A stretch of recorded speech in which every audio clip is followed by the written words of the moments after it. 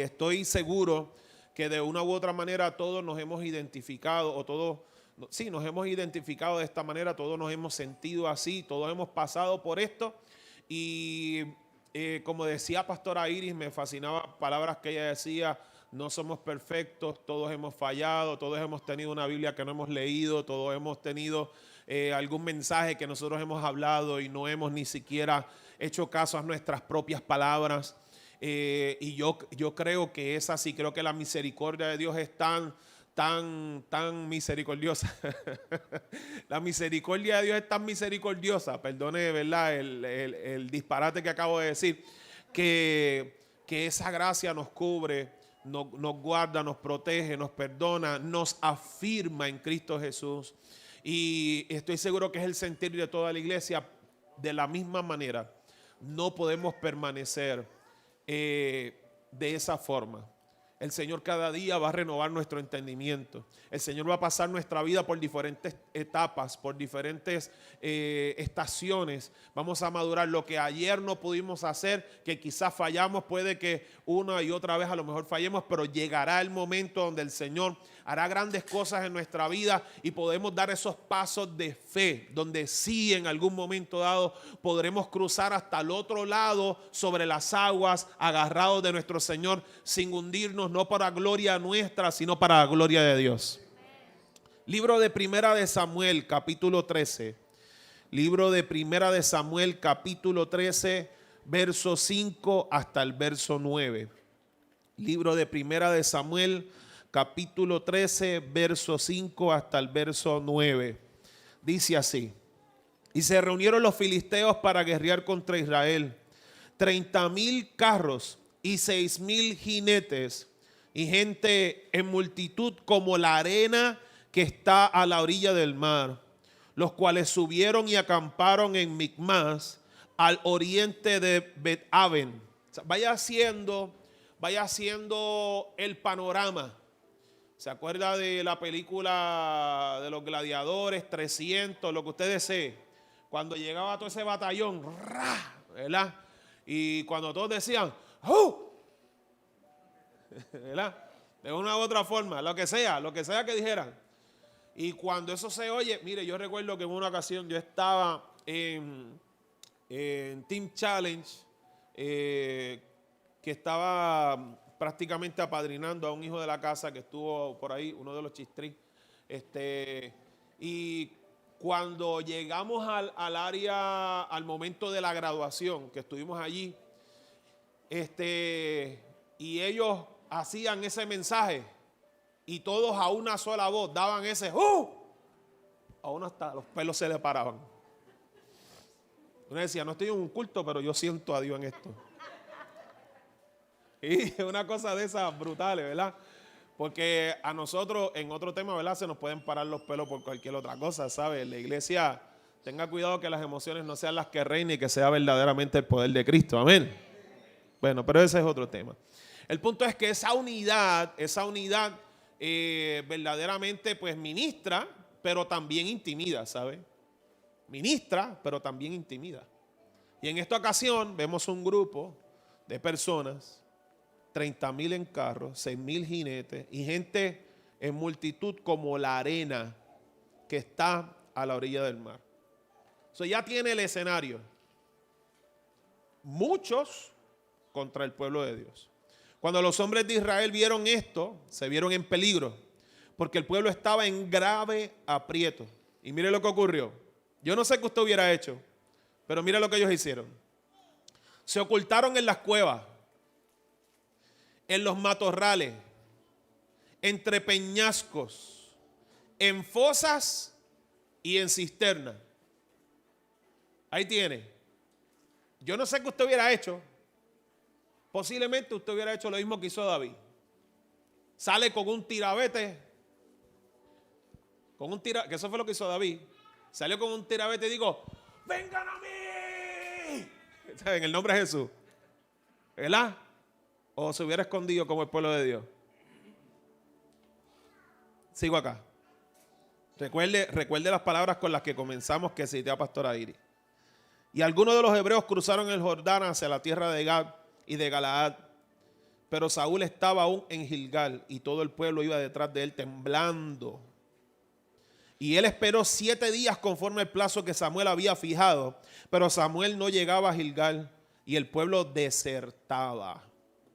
Verso 9. Y uno de los más importantes y la base central para la palabra de hoy, lo cual va a continuar el próximo domingo. Entonces dijo Saúl: traedme el holocausto y las ofrendas de paz.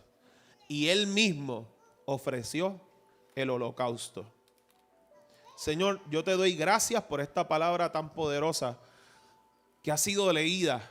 Y yo estoy seguro que desde ya hay personas que han dicho: wow, me veo en ese escenario. Gracias, Señor, porque no es casualidad que estemos aquí, no es casualidad que haya personas viendo, no es casualidad que más adelante haya personas escuchando y viendo, quizás no en vivo, pero es lo que tú permites. Y aunque sea uno solo, Señor, el trabajo tú lo estás haciendo. Yo te pido, Señor, que tu Espíritu Santo tome el cincel con mucha fuerza y con ese martillo que tú utilizas, ve tallando nuestra vida, Señor, a como tú quieras. Te pido en el nombre de Jesús que no te detengas, que hagas lo que tengas que hacer. Aunque pueda incomodarme, aunque pueda sacarme de mi zona de confort, haz lo que tengas que hacer. Si escuchas, Señor, me duele. Si escuchas, Señor, no te detengas. Que mis sentimientos no se interpongan en lo que tú quieres hacer. En el nombre de Jesús. ¿Alguien dice? Amén. Quiero comenzar con una historia que no conocía. Una historia real. Muy breve, pero tan y tan oportuna para iniciar este mensaje. El cual le adelanto que este mensaje va a ser como una bomba, un cuarto de dinamita, ¿verdad? Donde tú prendes y te tienes que ir a correr. ¿Alguien alguna vez hizo alguna cosa así? Ajá, los cogimos a todos. Es broma, pero no sé cuántos se acuerdan que esas cosas, ¿verdad? Que esas cosas que se conseguían en aquel entonces nada más. Pero uno venía y te ibas corriendo y todo el mundo se iba corriendo. Pues así voy a hacer, voy a encender, pero quiero que sepa que el mensaje es uno de mucha bendición. Lo que quiero decir es que va a ser algo breve, pero va a ser algo tan preciso para nuestra vida que va a destruir muchas cosas que no tienen que estar y va a edificar cosas que siempre debieron haber estado en nosotros. Esta historia es titulada El árbol de Alerce. El árbol de Alerce no es otra cosa que es un árbol muy, pero muy parecido al árbol de Navidad. Claro que cuando crece pudiera de una u otra forma no parecerse a lo que es un árbol de Navidad, pero sus hojas, todo lo que sale, esa forma cónica es muy, pero muy parecida a lo que nosotros conocemos como el árbol de Navidad. Y hace muchos años un hombre llevó un árbol de Alerce a Inglaterra. Y cuando lo lleva a Inglaterra dice: yo quiero hacer que este árbol crezca, pero no solo quiero que crezca, sino que también quiero reproducirlo. Y para eso lo metió en un invernadero. Un invernadero no es otra cosa que establecer las condiciones del tiempo de una manera perfecta para que haya un desarrollo perfecto. ¿Está aquí conmigo? O sea, es llevarme, controlar el sol, controlar la temperatura, controlar lo que recibe, ¿verdad? De agua, nutrientes, diferentes cosas, y lo va desarrollando, y entonces ahí sale la semilla y sigue de una u otra forma cultivándolo. Controla todas las variables para un desarrollo. Pero se dio cuenta esta persona que el árbol no echaba para adelante. Y ayer yo estaba con Papo y Papo aprovechó el menguante, ¿verdad? El menguante aprovechó el menguante, la luna menguante esa. Yo de eso todavía estoy aprendiendo. Sí, eso, yo veo la luna y para mí son lunas. Pero el que sabe, sabe. Entonces él dice: yo voy a aprovechar, pastor, voy a coger unos plátanos, los voy a resembrar. Y los resembró bien bonito, una cosa bien chévere. Y entonces ayer estábamos y le dije, oye, ese como que se está muriendo. Y me dijo, no, ahora es que está echando para adelante. Eso a mí se me quedó en la mente. Y yo imagino que aquel hombre veía aquel árbol en las condiciones perfectas y decía, el árbol no está echando para adelante. ¿Qué está pasando con esto? Entonces estaba flaquito, estaba flácido, no tenía gran follaje y llegó el momento que se frustró. Le voy a contar otra historia porque no tengo miedo a contar mis fracasos. Nunca tenga miedo a contar sus fracasos porque puede que alguien se le acerque y contribuya a darle una idea, a darle una corrección, de alguna manera, contar una experiencia que es lo que va a hacer que usted lo vuelva a intentar. Y posiblemente en ese momento tenga la oportunidad de hacer algo que triunfe. Pues hace algún tiempo atrás Oscar me trajo una acerola. Y aquellas acerolas estaban brutales, demasiado. Me comí aquellas acerolas y estaba contento porque tenía semillas. Tomé las semillas y me dijeron, tienes que ponerlas a secar. Y las puse a secar. Entonces, se me quedó una risa en el subconsciente. ¿Ustedes escucharon a Pastor ahorita que se estaba riendo? Usted no sabe. Yo oro al Señor por ella. En fin, puse aquellas semillas a secar. Y cuando las puse a secar, dije, bueno, creo que llegó el tiempo de sembrarlas. Conseguí unos cositos, unos tiestitos pequeños. Y fui a una tienda que no voy a mencionar, porque no nos estamos auspiciando. Y compré tierrita. ¿Verdad? Entonces, yo estaba bien contento. Llamé a Papo y le dije, Papo, ¿cuál es la profundidad a la cual tengo que sembrar esta semilla? Porque si usted no sabe, tenga el número de los que saben y aprenda. Y me dice, pastor, casi por encimita, eso no tienes que estar enterrando. Y yo, perfecto. Hice mis tiestitos, cerca de 6 a 7 tiestitos aproximadamente. Los puse en el de esto de la lavadora, allí, en el murito de la lavadora, allí estaban. Y le puse y empecé a echarle agua y le echaba agua todos los días, tal y como me dijeron. Todos los días. Llegó un momento que ya yo no veía la semillita y yo dije, esto se está poniendo bueno. Y le echaba agua todos los días. Y siempre, de una u otra forma, vienen voces y dicen, eso todavía no ha germinado. Y yo decía, esto es cuestión de tiempo. Ten fe. Y yo le echaba agua, pero nada ocurría. Pasó el tiempo y ¿sabe qué? Nada ocurrió. No se dieron. Y pastora me dijo, ¿qué va a hacer con eso? Y le dije, bótalas ahí. Bótalas. Y yo creo que ella desapareció el resto de la semilla. Y eso hizo este hombre. No estaba echando para adelante el palito de alerce, y lo tiró a la basura. Interesante, aquí es que comienza la historia. Porque entonces, tan pronto él echa el árbol de alerce a la basura, el árbol comienza a desarrollarse. Esto es una historia de verdad. El árbol entonces comienza a desarrollarse. ¿Sabe por qué? Porque en aquel lugar era tiempo de invierno y lo que a este arbolito le gustaba era la nieve. Este árbol le gustaba el tiempo frío. Y no solo eso, es amante de las cosas extremas, de que no es el mejor lugar para eso, los retos. Eso es exactamente lo que le gusta. ¿Y sabe qué? Así, aunque usted no lo crea, son los hijos de Dios. Ponga a un hijo de Dios dentro de un invernadero y no vas a crecer. Ponle las condiciones perfectas. Ponle, mira, todo ahí a la mano y no vas a crecer. Vamos a comenzar con un solo principio. Y luego de este principio nos movemos a lo que queremos traer. Fe. ¿Para qué es la fe?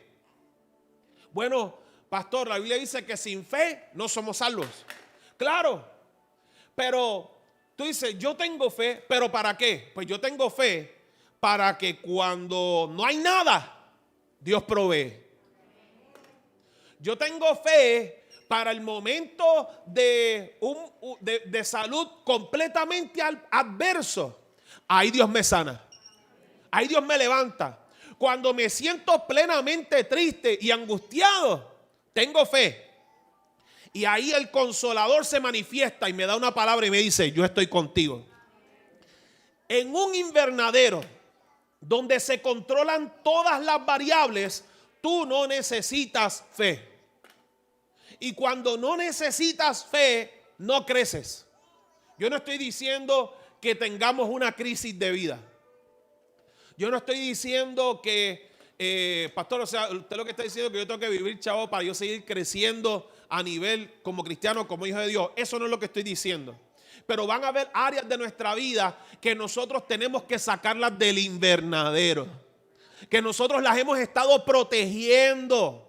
Y nosotros pensábamos que iban a crecer de una manera. No, es que si yo veo, es que cuando Dios me dé el trabajo, es que cuando Dios me dé una pareja, es que cuando Dios me dé una palabra, es que si Dios me habla hoy, es que con las condiciones de un invernadero, condicionando el crecimiento por ver algo, mire, simplemente deje que el Señor en medio de la prueba y en medio del desierto haga lo que tenga que hacer, porque gracias a lo que usted va a vivir, a la crisis, gracias a la oposición, esa fe va a aumentar. De hecho, usted no sabe si esa fe necesita ser trabajada hoy porque viene algo más grande mañana.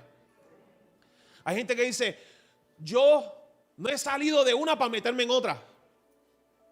Crea que el Señor le está ayudando a crecer. Crea que el Señor le está ayudando a crecer. ¿Somos fruto de qué? Pregúntese. ¿Somos fruto de qué? Pues vamos entonces a la Escritura. Vamos entonces a esta porción de 1 Samuel capítulo 13, desde el verso 5 hasta el verso 9, y desglosemos de manera breve algunas cosas que podemos identificar aquí. Número 1, tenemos a Saúl como rey. Saúl reinó 42 años a Israel. Ahora, no podemos olvidar que el pueblo de Dios estuvo un poco más de 400 años en Egipto. Algunos que establecen cronología y demás, y le voy a dar unos números, pero estos números son aproximados y no son finales. Cerca del 1700 antes de Cristo, ahí estaba Israel cautiva. Cerca de 400 años después, no, al momento que ellos salen, 400 años después comienza un tiempo de jueces.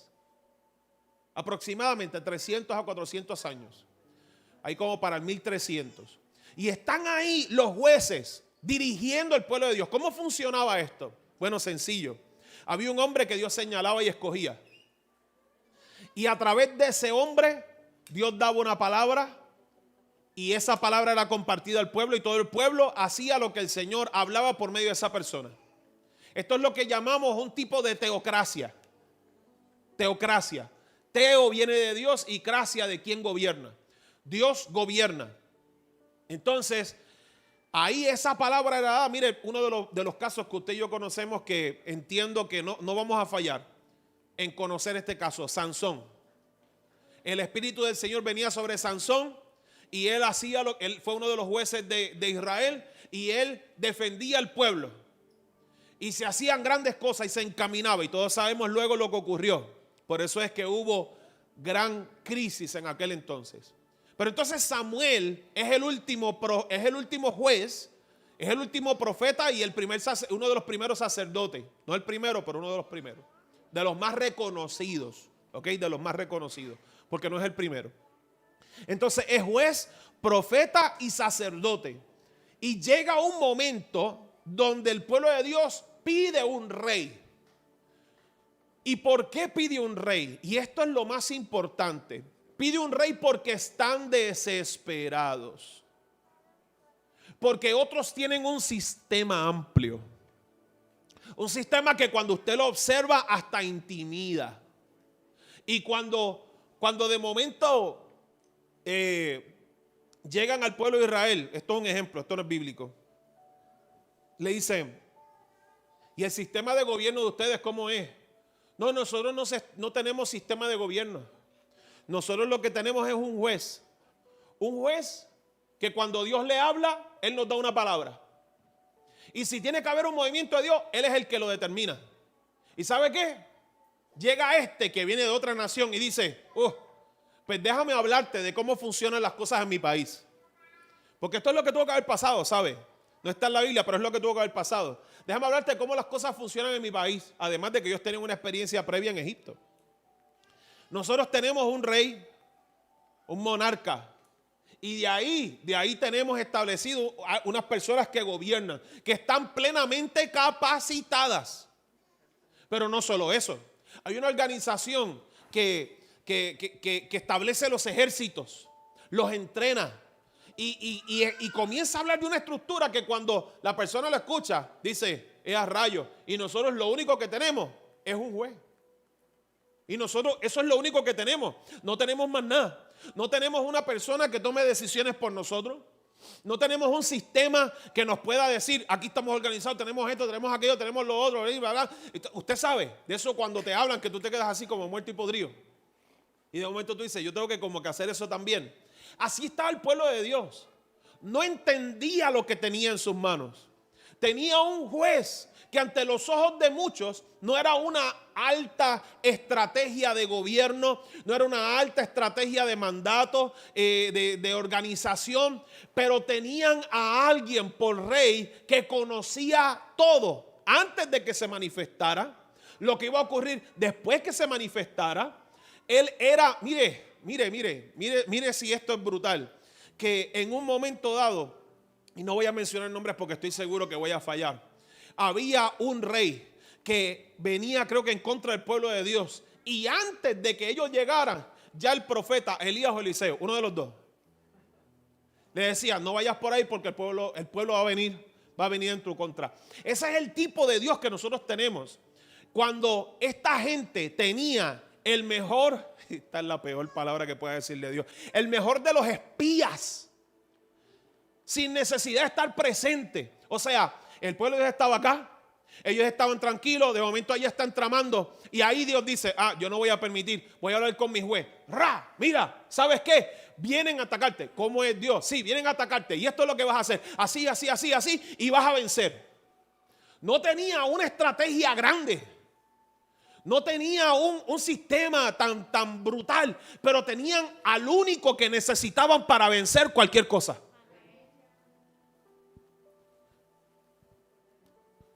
¿Cuál es la estructura de tu vida? ¿Cuál es la estructura de tu vida? ¿Tú tienes un amplio organigrama de cómo tienen que ocurrir las cosas o Dios es el rey? Y tú eres aquel que escucha y ejecuta. Porque en muchas ocasiones nosotros tenemos tanta estructura en nuestra vida y en nuestro corazón que obstaculizamos todo lo que Dios quiere hacer. Eso está. Porque el detalle es que con toda la estructura se ve tan bonita y tan religiosa, pero está trayendo tanto daño a nuestra vida. Y es importante que nosotros comenzamos a vivir en esta teocracia y que el sistema democrático no gobierne nuestros corazones, porque puede afectar lo que Dios quiera hacer de manera inmediata en nosotros. Y cerca de 325 años así funcionó el pueblo de Dios, sin ningún problema, con sus altas y bajas, pero porque en ocasiones Dios como que apretaba un poco para que la gente entendiera que tenía que enderezarse. Y luego de eso, en el 1050, antes de Cristo, Saúl es ungido como rey. Dice la Biblia que Saúl, el más alto de Israel, el más alto, le llegaba a los hombros. El más alto. O sea que donde quiera que él pudiera estar, la gente lo veía. El asunto es que Saúl es escogido por desesperación. Ese es el punto. Llévese eso a la mente. Saúl es escogido por desesperación. La desesperación de un pueblo que ve en otros tantas cosas, ve a otros más seguros que a ellos mismos y pone mejor toda la estrategia humana que lo que Dios ha establecido y la promesa que Dios tiene para con nosotros. Entonces, ahí dice, nosotros necesitamos un rey. Y ponen a Saúl como rey. Y han pasado cerca de 3 a 4 años. Dicen algunos que saben. Han pasado cerca de 3 a 4 años y se da este evento. El evento de una guerra en Gilgal, donde aparece un mega batallón. Y ahí está Saúl ante una situación difícil, donde hay jinetes, donde hay carros y hay tanta y tanta gente que tú dices, no los puedo ni contar. Prefiero decir que parece a la arena del mar. Y si usted me pregunta a mí, pastor, ¿qué usted hubiera hecho en ese momento? Yo no le puedo ni decir, en el mensaje yo ni siquiera le puedo decir, porque no me es permitido explicarlo de la manera que quizás lo pudiera decir. Pero para decir una manera académica y completamente aceptable, mire, a mí me daría una chiripiorca.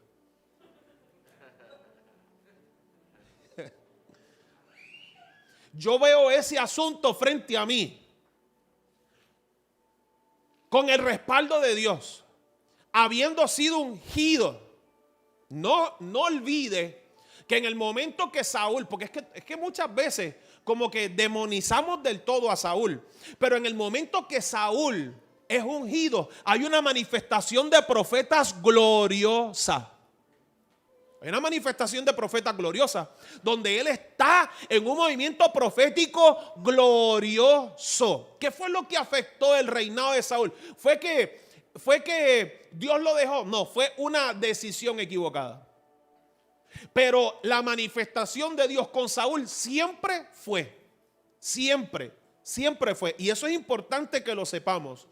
A pesar de que él fue puesto ahí porque había un pueblo que estaba desesperado.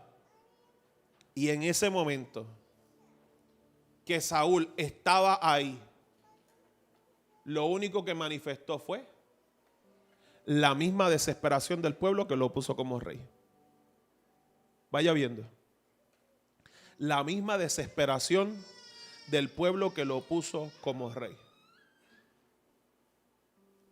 Entonces, ahí está Saúl, ve la situación y él había recibido una palabra de Samuel. Le dice, espera 7 días que yo voy a llegar y cuando hagamos lo que tenemos que hacer, entonces nos movemos a la segunda fase. Y Saúl estaba ahí en el primer día. Y escucha.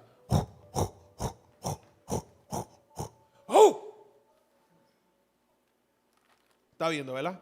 Vamos por el 5.º día. Y escuchan.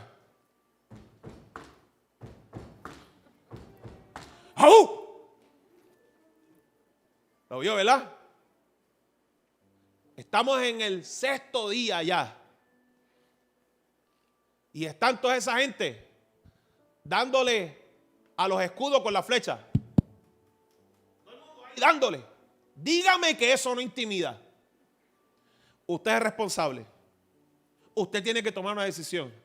La gente se acerca a usted y le dice, nos las van a dar y bien feas.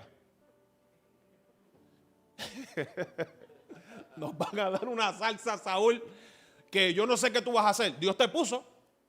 Dios te puso aquí para que tú decidas. Y si Dios te puso, tú tienes que hacer algo. Y Saúl porque yo te aseguro que los que estaban con él estaban con la misma chiripiorca. Todos y cada uno de ellos tenían que estar bien asustados. Y la gente, el mismo séquito, el mismo séquito que el pueblo pidió para que fuera la estructura, esa misma estructura era la que no tenía fe. Y le decía, ¿qué tú vas a hacer? Todos los días, ¿qué tú vas a hacer? Y cuando escuchaban el ¿qué hacían? Ay, Dios mío. Yo estuviera asustadísimo. Perdón, voy a hablarle, vamos, francamente. Yo estuviera asustadísimo. Y ahí estaba Saúl ante toda la presión. Presión es de lo que tenemos que cuidarnos. Porque cuando estamos en un desierto como ese, hacemos cualquier cosa. Y dije cualquier cosa. Mejor ejemplo, Esaú cuando vende la primogenitura.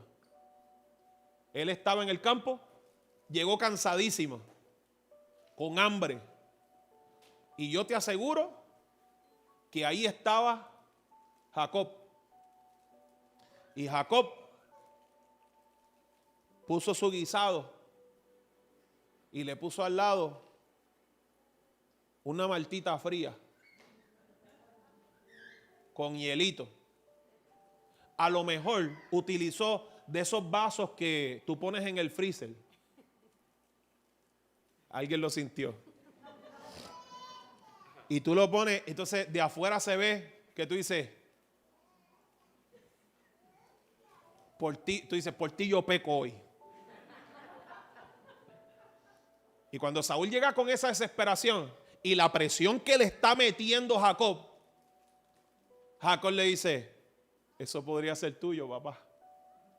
Pero hay algo que tú tienes que hacer. Mira, no esperes a que se ponga caliente, porque la ves como está ahí. Y yo me bebí una horita, eso está que corta.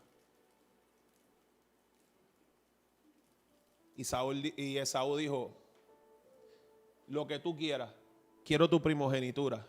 Y el desespero hizo que por un platito de comida, para empezar, yo le voy a decir algo. Por sopa, por cosas que flotan. Ni siquiera un filet miñón o un mofongo relleno de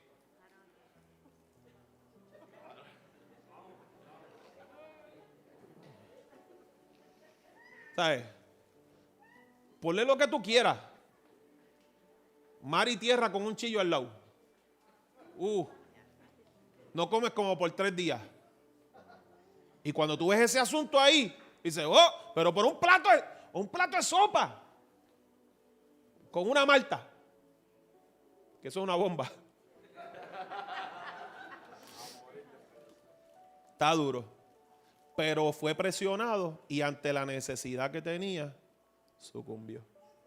Y vendió algo tan preciado por un precio tan bajo. Y ahí estaba Saúl. Y la gente lo estaba presionando.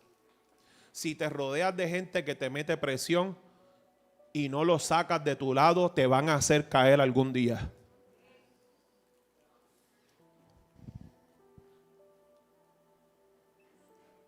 Si deja gente al lado tuyo hablando, ¿quieres otro ejemplo? Dalila. Dalila siguió y siguió y siguió y siguió hasta que le sacó el secreto a Sansón. Y es que nos va a seducir. El asunto nos va a seducir hasta que más pueda y te van a sacar el secreto. Si te rodeas de personas que te meten presión, vas a ver que vas a explotar. Saca a la gente que te presiona de tu lado. Pero de los que te presionan para mal. Porque los que te presionan para bien, los que te dicen, eso está mal y tú lo sabes, de eso acércalo. Los que no te gustan, a esos acércatelo. A esos que tú le puedes preguntar, oye, ¿y qué tú crees de esto? Y te dicen, tú lo sabes porque ya tú lo aprendiste. Y tú no lo quieres escuchar, pero tú sabes que te lo van a decir. Mientras acerques gente a tu alrededor que te endulcen el oído, vas a cometer un grave error. Te lo aseguro, vas a cometer un grave error. Y ahí estaba Saúl y tenía que esperar los 7 días para que llegara. ¿Y sabe qué? No esperó. Pero antes de llegar a eso, yo quiero compartirte un segundo principio. Dale pausa a eso ahí. Quiero compartirte un segundo principio. Mientras más huyes, más sufres.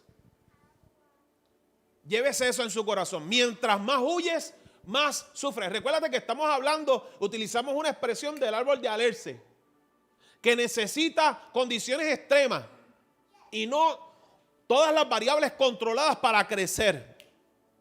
Y te voy a leer algo que no lo voy a decir jamás como lo escribí. sufrirás menos en la aflicción que con la infección que no quieres enfrentar. Sufrirás menos en la aflicción que con la infección que no quieres enfrentar. ¿Y qué significa esto? Que en muchas ocasiones le estamos huyendo a cosas porque nos duelen. Porque sabemos que es algo de lo que, no, punto, yo lo voy a evadir, yo no voy a enfrentar eso. Y es importantísimo que nosotros entendamos que hasta que no se atienda la infección, y la infección va a doler. Mire, yo me acuerdo cuando yo tuve un accidente hace algún tiempo atrás, que no voy a mencionar. Me dijeron, vas a caminar como en 2 semanas. Y yo dije, reprendo al diablo. 2 semanas para yo caminar, nada, menos. Y en casa me levantaba y pastora me decía, pero tienes que estar en descanso. No voy a estar en descanso, porque yo sé que esto yo lo puedo vencer. Ay, mi hermano, cuando yo ponía aquel pie en el piso, no era la gloria de Dios que yo sentía, ¿sabes? Yo me sentía como Esteban, con el cielo abierto y todo el mundo apedreándome. Y yo ponía el pie y yo sentía que la vida se me iba. Pero yo dije, no puede ser. Yo tengo que vencer este dolor. Y la única manera que lo puedo vencer es moviéndome. Es haciendo algo, porque si me detengo se va a enconar más. Y esto no va a funcionar. Y aprendí de alguien que decía que si tú quieres que ciertos músculos puedan volver a su lugar, tienen que romperse. Y de aquí se va a romper hasta la madre de los tomates, pero yo voy a caminar. Y yo estaba, ¿y sabe qué? Al tercer día yo estaba caminando. Al tercer día yo estaba caminando. Yo sentía que yo era como los, dentro del primer día, como los de MMM. ¿Sabe lo que le estoy hablando, verdad? Sin ofensa ninguna. Porque a casa llegó una sillita para bañarme. A casa llegó un andador, de los que tú coges así. A casa llegaron unas muletas. Gloria a Dios por todo eso. Y yo decía, Dios mío, ¿qué es esto? Esto ha pasado de ser una casa a ser un hogar de envejecientes. Sin ningún, ¿verdad? Sin ningún de esto, porque los hogares de envejecientes son muy buenos, cuidan ¿verdad? A la gente que está cosechando lo que un día sembró y que los traten bien, ¿verdad que sí? Pero entonces yo dije, Dios mío, pero es que esto no puede ser. Y el asunto es que si yo me seguía rodeando de las muletas, del andador y de la silla, iba a decir, tengo algo de lo que puedo recostarme. Ajá, ahí todavía estuviera. Pero ¿sabes qué? Cuando digo, no le tengo miedo a la infección, voy a enfrentar la situación. Cuando dejas de huir de las situaciones, ahí es cuando verdaderamente puedes trascender. Pero mientras sigas huyendo, vas a ser un fracasado. Perdona que lo diga tan fuerte, pero vas a ser un fracasado. En esa área vas a ser un fracasado, vas a fracasar. ¿Y sabes qué es lo que más te va a acusar? Ni siquiera es el dolor. Es lo que el enemigo va a tirar a tu mente y a tu corazón. Así que no permitas que de ninguna manera el enemigo se aproveche de eso. Hechos capítulo 14 habla acerca de Pablo en Listra, y ahí él está, y hay un milagro que acontece. Pero no solo eso, llega un momento que la gente, por lo que ellos hacen, los endiosan y dice, aquí tenemos a Zeus y a Hermes. Bernabé era Zeus. Algunos dicen que Bernabé era muy bien parecido y por eso le llaman Zeus. Pero además de eso, le dicen a Hermes, no sé si es porque Pablo era medio feo, porque la Biblia lo describe como, es que no voy a decir esto.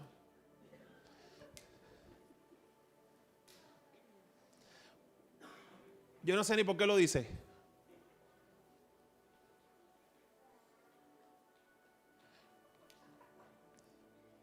Lo describe como un calvo, pero un calvo feo. Porque aquí yo tengo calvos hermosos. ¿Okay? Era un calvo bien feo, bien feo.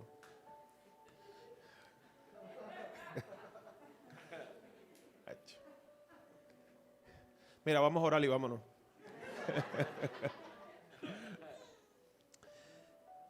Y decían que Hermes no era tan bien parecido, pero sobre todo que Hermes era el que hablaba, era el que comunicaba.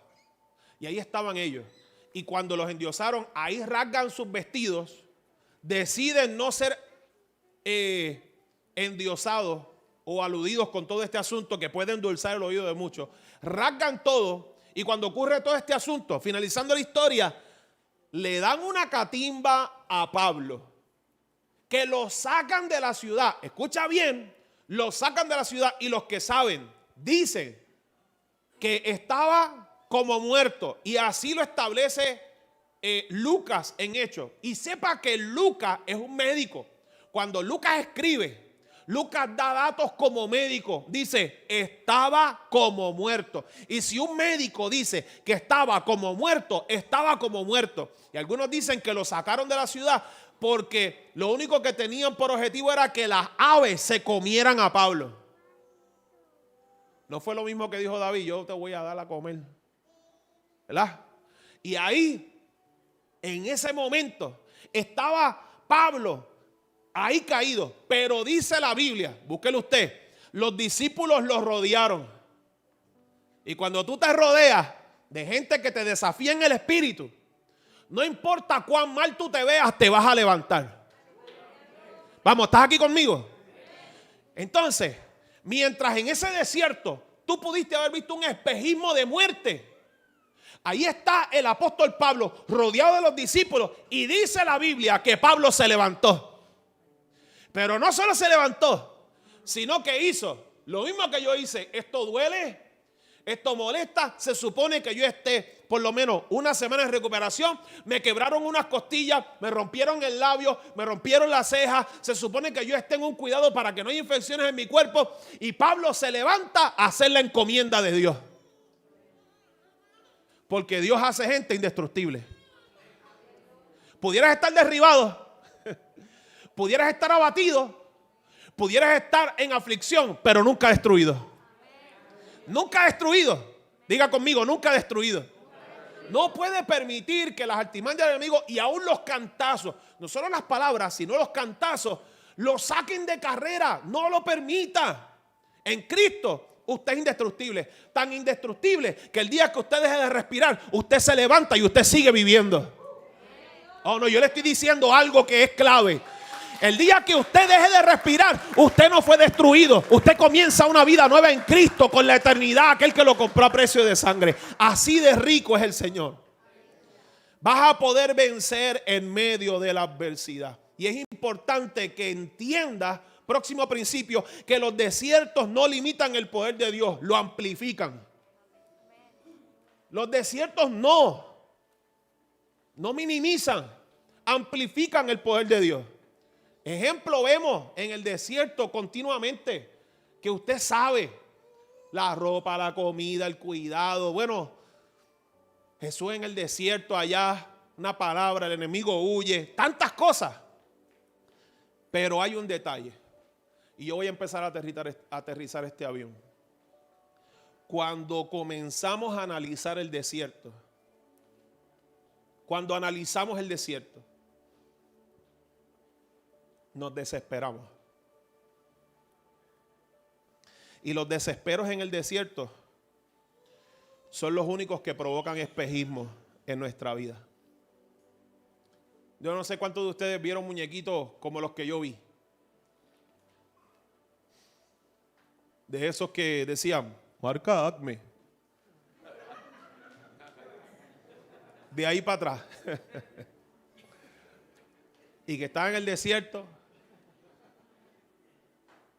Y estaba alguien bien sudoroso, con sed, y de momento veía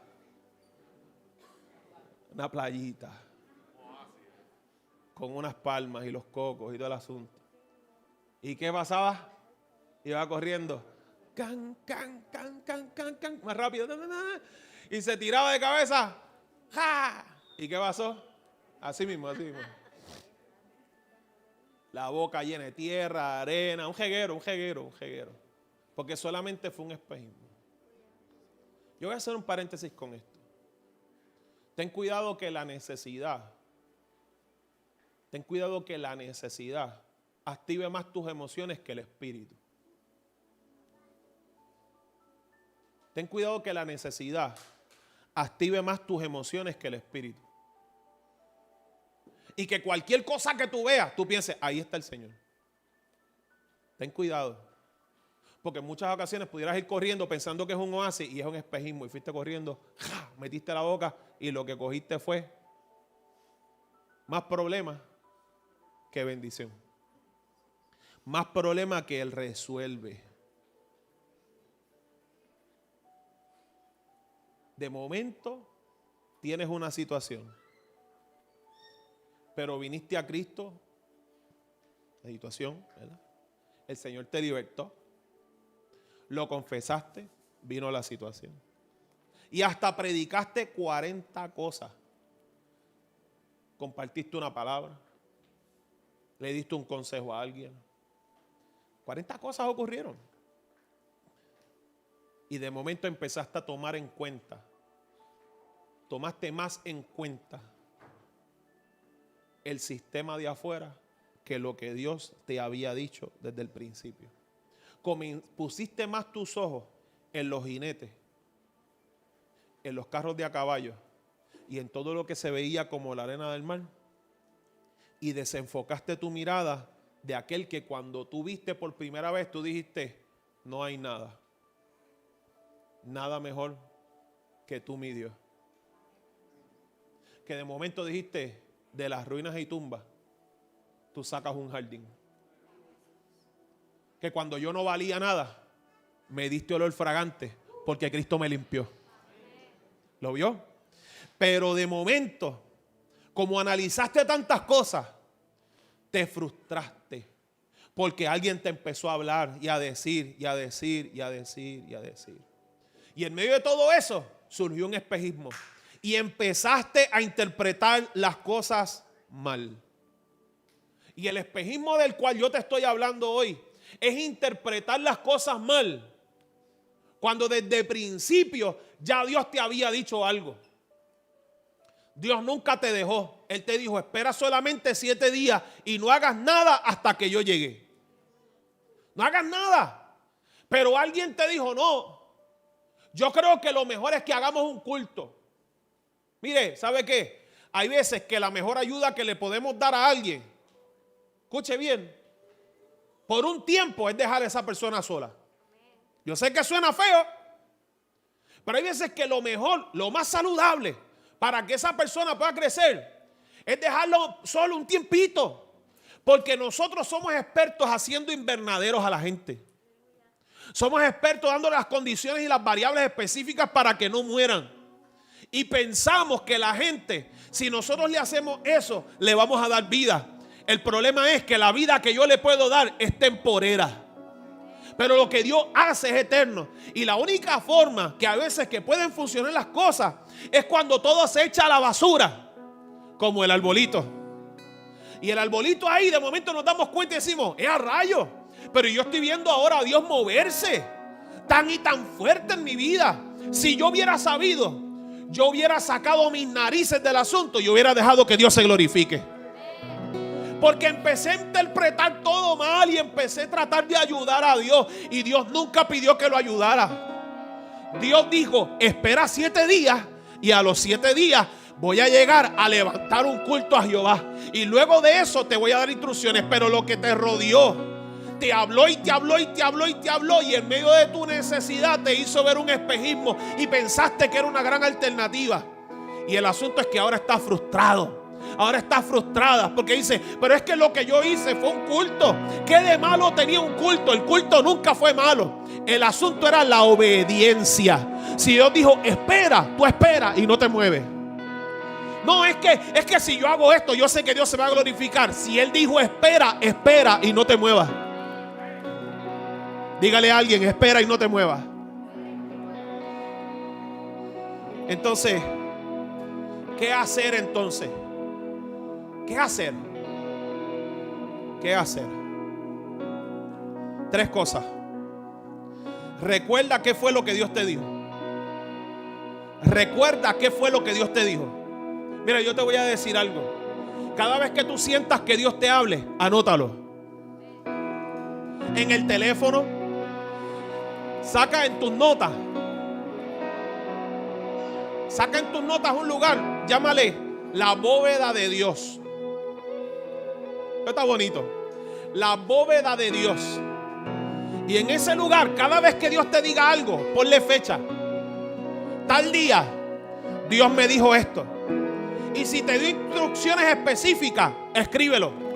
Porque si Él dio instrucciones, las instrucciones tienen algún tipo de vigencia en lo que Él te está hablando. Porque Él no te va a dar instrucciones a menos que sean necesarias. Cuando tú compres un gabinete, lee las instrucciones primero, antes de montarlo.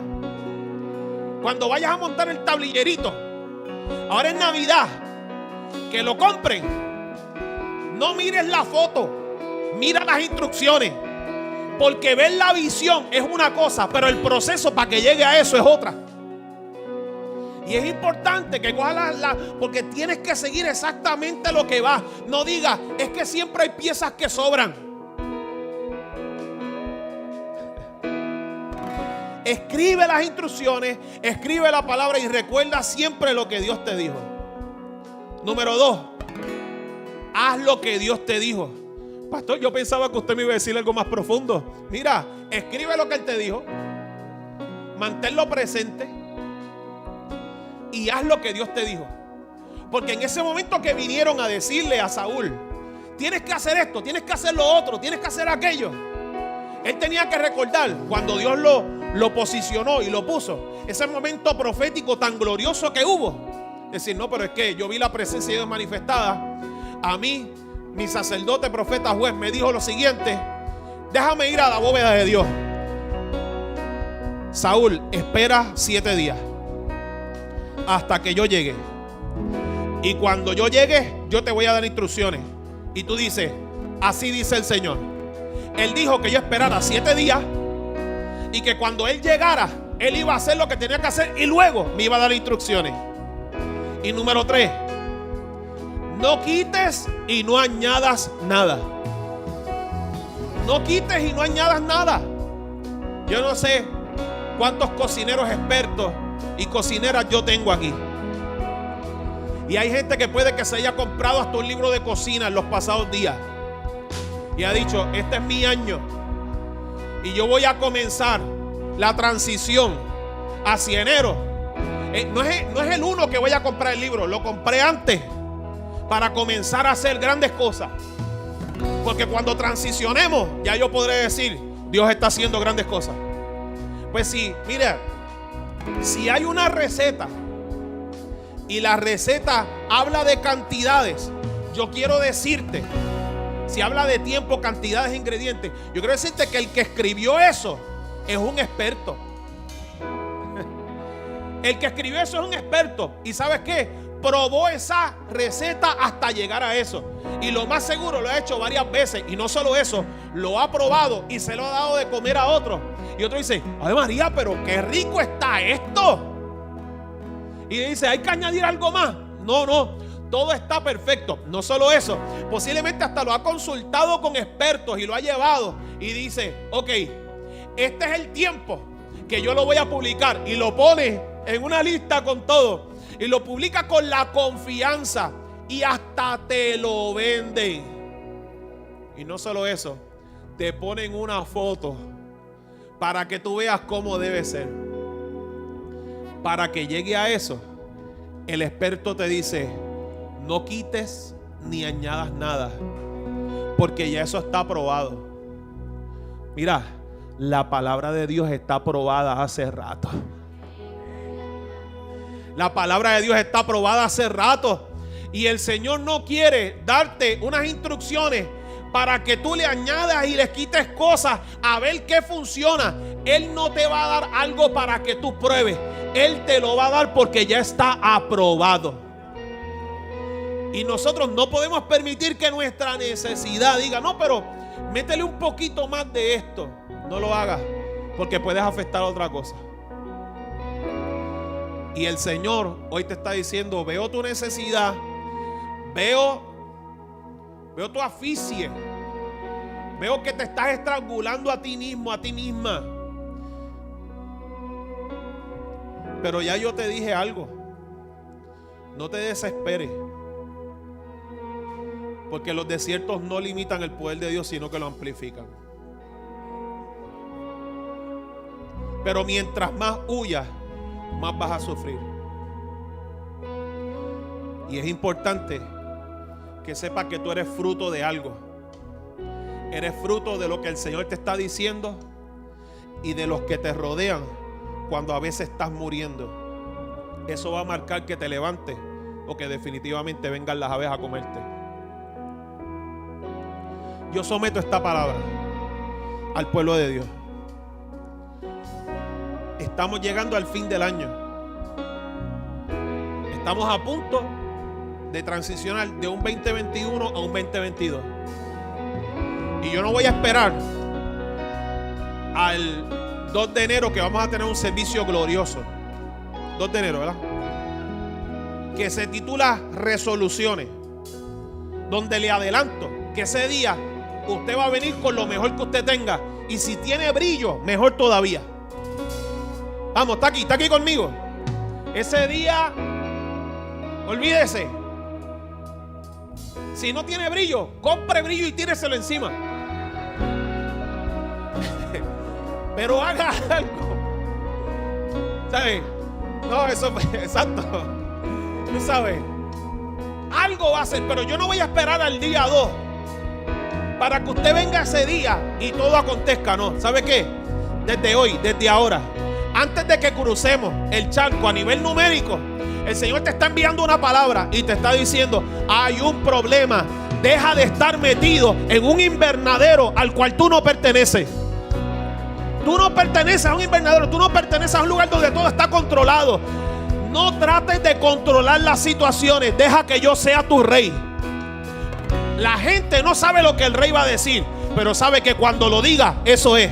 Y más aún, cuando Él todo lo sabe, sabes que Él te puede advertir cuando viene ese problema, cuando viene, porque si lo hizo con el pueblo de Dios, Él te va a decir: no cojas por ese lugar, coge por el otro lado, no digas eso, di lo otro, vamos, no hagas eso, intenta esto otro, no te vayas a la derecha, vete a la izquierda, observa bien, mira más adelante, mira lo que está ocurriendo.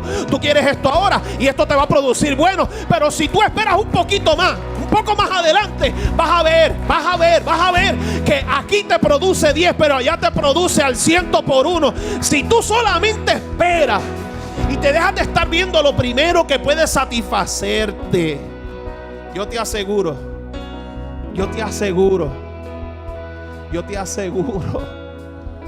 que lo que tus ojos ven a simple vista, que parece ser bendición pero no lo es, se deshace y siempre vas a ver lo que Dios diseñó.